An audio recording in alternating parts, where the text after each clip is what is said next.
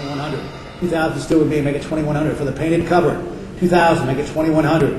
Last call at $2,000. My bid. Last call. Anyone else, please, at $2,000. Number 482 at $2,000. 482 at $2,000. It's a cross between shopping and competing in a sport, going to a museum and visiting the set of Antiques Roadshow.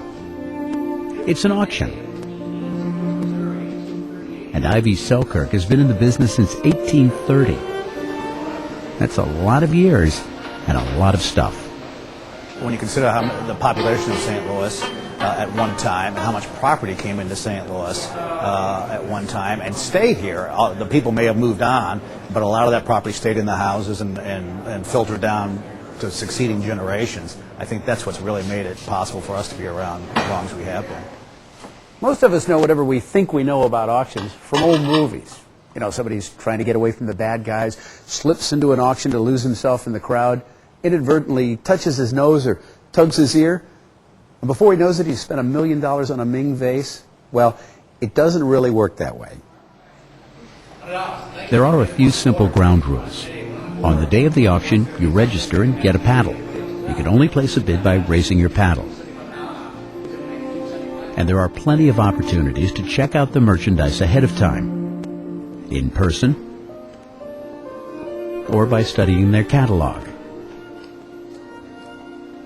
Actually, a lot of the fun is in the planning, figuring out what you'd like to bid on and what your price limit is, so you don't go crazy when the paddles start flying. This is my absolute first auction, so it may be a baptism by fire, but we'll see what happens. The first time I thought it was really a little bit nerve-wracking on the first day, but by the second day we were really into it. It was very fun. It's exciting, actually. The prices go up, you have to figure out when to stop, and you kind of get caught up in the heat of the moment, so that's a fun thing to do. I came from the musical instruments, and there's a bunch of really old Gibson archtops from the 20s, and in particular, what I'm really going after, although I probably don't stand a very good chance, is the 1916 Gibson K2 Mandocello. It's in mint condition. Sure, you can go to an antique store and pay what's on the price tag, but for the adventurous, auctions offer the elements of surprise, competition, and entertainment. You bought it $293 at $700. Because the prices are determined not by the auction house, but by the crowd that's there on any given day. When you go to an antique store, there could be some dickering or, I'll offer you $100 less than the sticker price. But at an auction, at a well-run auction, well-attended auction, you can actually feel the competition because you can look across the aisle and see Mrs. Smith who's bidding against you, or listen to the telephone bidders, and that adds to the competitive spirit and gets the juices fired up, so to speak. And you feel better that you got a good deal because the guy next to you thought it was a good deal too because he was bidding. Where else can you come and buy something that we don't know the final price? You decide the price. That's the thing about an auction. If you want to pay the price that the auctioneer's up to, again, you pay it. If you don't, you don't. You control the price. How high do you want to bid? It's up to you. You figure at $50, you got 10 people who want to put paddles up. When you get up to $200, there's only 2 people who have their paddles up, and they'll bid it up till one of them's out, and then the game's over and somebody owns it. Telephone at $2,100 with Sue. Thank you very much. And you get people screaming at each other across the room.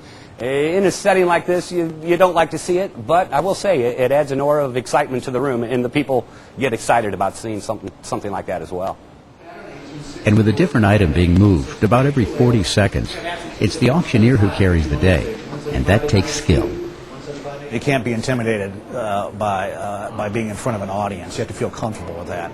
Number 2, you have to learn how to read your audience. If it's a very quiet crowd, you kind of tailor your auctioneering towards that crowd. If it's a lively crowd, and there's a lot of buzz going on, you take advantage of that. And once again, you tailor your auctioneering to that. There is an element of showbiz. You'd like to crack a little joke here and then, and maybe get the crowd to giggle a little bit. And again, it keeps the situation light. It's fun. Scott McKinney began his career at farm auctions, so he's got 2 styles. On a farm, I might be a little more sing-songy, like, I'd be fine now, 10, but like, me 10 and now 15, 15, 20. Now here, I'd be 5, 10, 15, 20, 25, 30. I'm bid 30, 35, would you give me 40? So it's just 2 different techniques. Part of the fun is not knowing what you'll find. Maybe something that hasn't seen the light of day in 100 years. Things you couldn't possibly get anywhere else. There's the possibility of getting a really good deal, or of being left in the dust. You never know.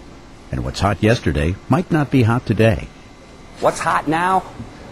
Small artwork, sculptures, for instance, bronzes, small bronzes, animal bronzes. Well, we had a fantastic auction 3 months ago with the smallest of Austrian bronzes, and the prices just went through the roof. Next month it could be old radios, abstract paintings, Asian pottery or clocks, Art Deco chandeliers, or paintings of dogs playing poker.